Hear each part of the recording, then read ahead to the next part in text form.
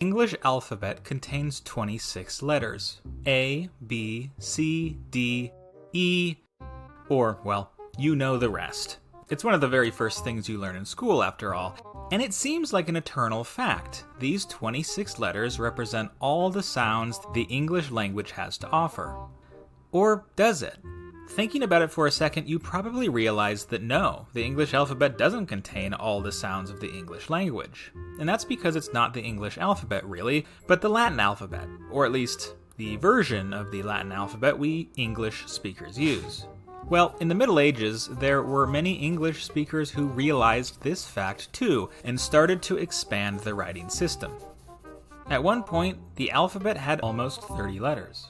And so in this video, we'll go over the 7 forgotten letters of the English alphabet. So, most of these letters came about in Old English, the version of English spoken from the 6th century, with the settling of England by the Anglo-Saxons, to around the end of the 11th century, after the Norman Conquest.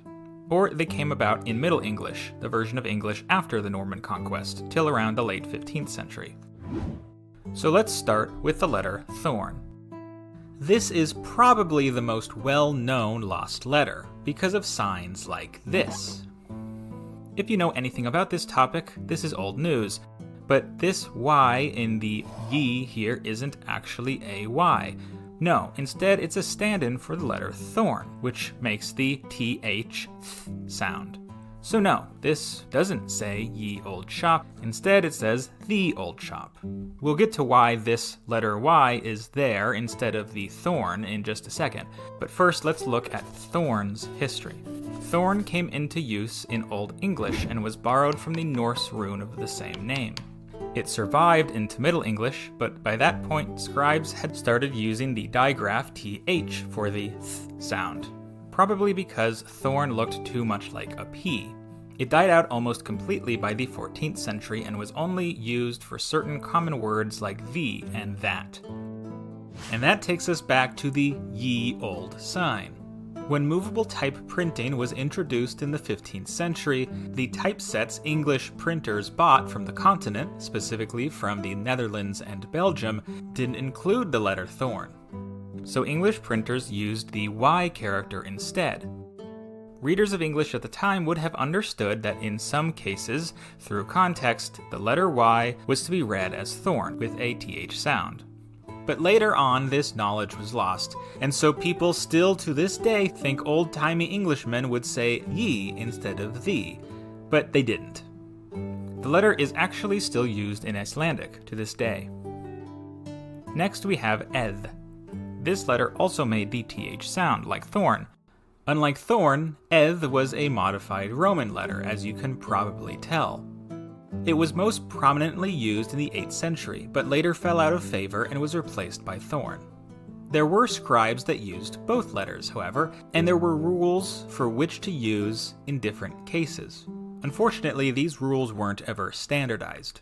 You'll sometimes hear that the eth letter made the voiced dental fricative. By the way, dental fricative is the fancy linguistic name for the th sound, while thorn made the unvoiced version. Examples of the voiced sound are in words like feather, that, and the, while the unvoiced is in words like thing, thumb, or thunder.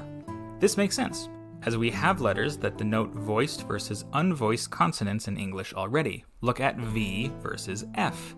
The sounds are technically made the same way, but V is voiced, while F isn't. Anyway, I couldn't find much evidence that thorn and eth were actually used this way. And if they were, only some scribes in some monasteries kept to this rule. For the most part, they were used interchangeably for both the voiced and unvoiced dental fricatives. Next up we have win. Like thorn, win was a rune borrowed into Old English from Old Norse. It represented the W, W sound before the invention of W. Well, I say that, but scribes had been using two U's or two V's to make the W sound for a long time. But some scribes didn't like doing that, so they adopted win. But win fell out of favor in the 1300s and was replaced once again with the W, which eventually transformed into the separate letter W. The last of our consonants was the letter yog. It originated in Middle English rather than Old English, and it was derived from the insular G, which was a funny way people wrote the letter G in the early Middle Ages. Anyway, Yog made a number of sounds. Most commonly, it either made the y sound, a g sound, or a kind of back of the throat sound, like at the end of the Scottish word loch, as in the Loch Ness Monster. It fell out of favor in the 14th and 15th centuries and was replaced with the digraph GH, which of course still exists in our current spellings. Unfortunately, the sound it made became silent, so now we have silent GHs all over English, in words like light, thought, night, through, and so on. Next we have two vowels, ash and ethel. We'll go ahead and start with ash. Next to thorn, this is the most well-known lost letter around. It's, as you can see, a combination of A and E. The practice of smushing the two vowels together started in the late Roman Empire, but it wasn't considered a separate letter until Old English. In Old English, it made a sound between A and E, like the A in cat.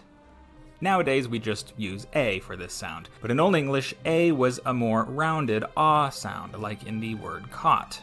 Ash is still used in French, Danish, Norwegian, and Icelandic, but in English it has died out. You may still see it in some words though, like in the names of old kings of England, or when a writer is trying to be fanciful or archaic.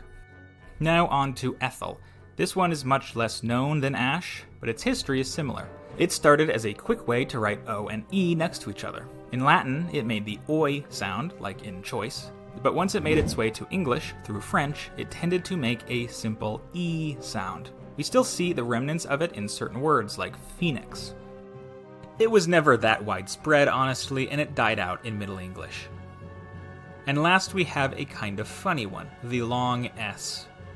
Now, one could argue that this wasn't a separate letter at all, just a strange way of writing a lowercase s.